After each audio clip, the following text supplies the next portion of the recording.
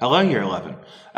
So, one of the 16 mark questions that you guys have done in the past for the civil rights topic was the one about who was the most significant figure in the civil rights movement.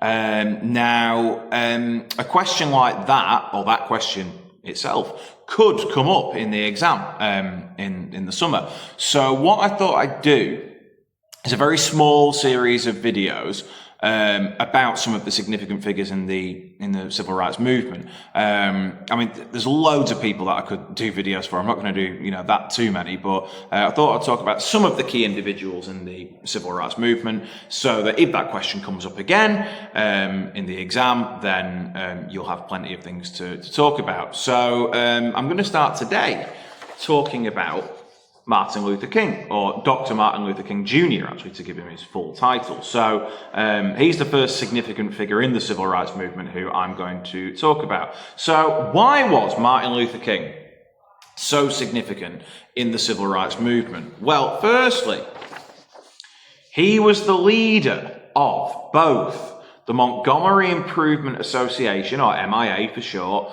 and the Southern Christian Leadership Conference, or SCLC for short. So he was the leader, of both of those groups. Now, obviously, both of these groups were really significant. The MIA obviously coordinated the Montgomery bus boycott. So that was significant. And the SCLC was one, not the only one, but was one of the key groups in the South that tried to spread the awareness and activities of the civil rights movement all across the southern states of America. So two really significant groups, and Martin Luther King was the leader of both of them. So, they're significant groups. He's the leader, makes him significant. So that's the first thing.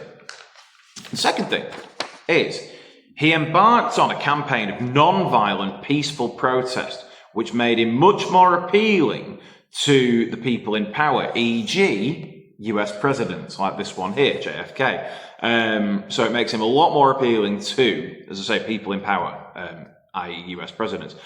He stuck to this peaceful approach, even when facing violence directly.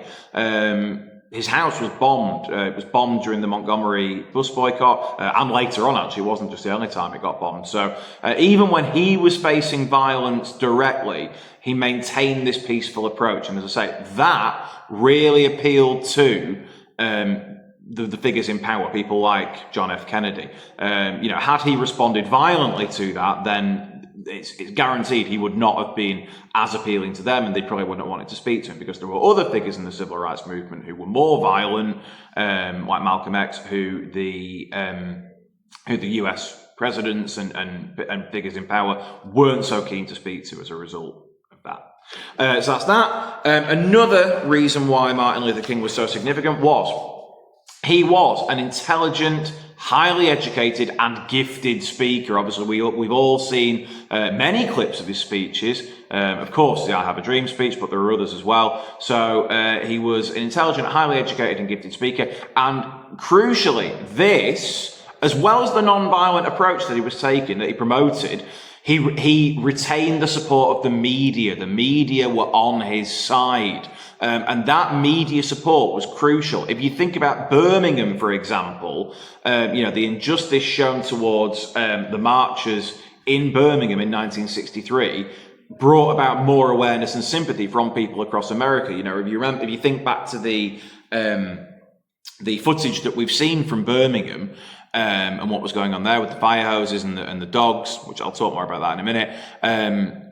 The fact that Martin Luther King maintained the media's support helped that message get across, and Birmingham and things like that get so much media coverage, and that media coverage was crucial, as you know, from what we've looked at in the course. So again, through the fact that he's a gifted speaker and he's intelligent and he has this peaceful approach, he retains the support of the media. Another significant thing about Martin Luther King was he inspired others. And that's a really big one. He inspired others. Again, through his non-violent approach, he inspired others. A great example of this is the sit-ins. He inspired the sit-ins. He didn't start the sit-ins. It wasn't his idea. He didn't, tell people to go and do sit-ins. He didn't tell people to do the first sit-ins. The sit-ins, if you remember, weren't started by him at all. They were actually started by students in Greensboro, North Carolina. So, these students were, again, inspired by Martin Luther King. That they saw what he was doing, and the approach that he was taking, and they were inspired to do something of themselves. They went into the lunch counters at Woolworths, and they were the ones who sat down and did the sit-ins. They were inspired by him. So I don't think it would be unfair to say that without his influence, the sit-ins may not have happened. If it hadn't been for Martin Luther King kind of trailblazing and starting off this peaceful, non-violent protest, then things like the sit-ins and maybe the freedom rides as well that came after that, maybe they wouldn't have happened because they were inspired directly by him. Another reason why he was significant was he took difficult decisions, e.g. using children as marchers at Birmingham. So Birmingham, as I've mentioned already, obviously got a lot of media coverage and a lot of attention and a lot of publicity for the movement.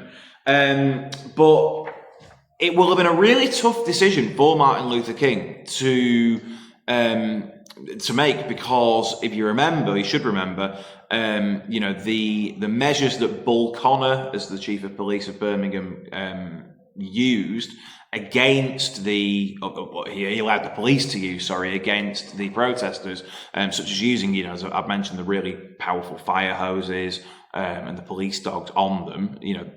These protesters were mainly school children by this point.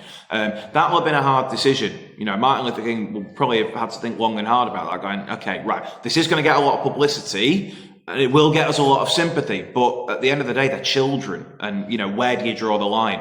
So he took those difficult decisions. He didn't back out of them. That's caused a bit of debate. Some people are saying he was wrong to do that, but then other people would say, actually, it was probably the right decision. You were the judge.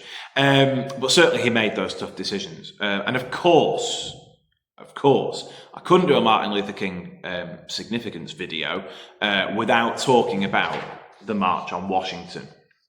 Now, the March on Washington, which again, you should all know because we've done it, the March on Washington was crucial for many reasons. Firstly, 250,000 people joined in the March on Washington, which reflected the depth of support for the campaign. 250,000 people, huge amount of people.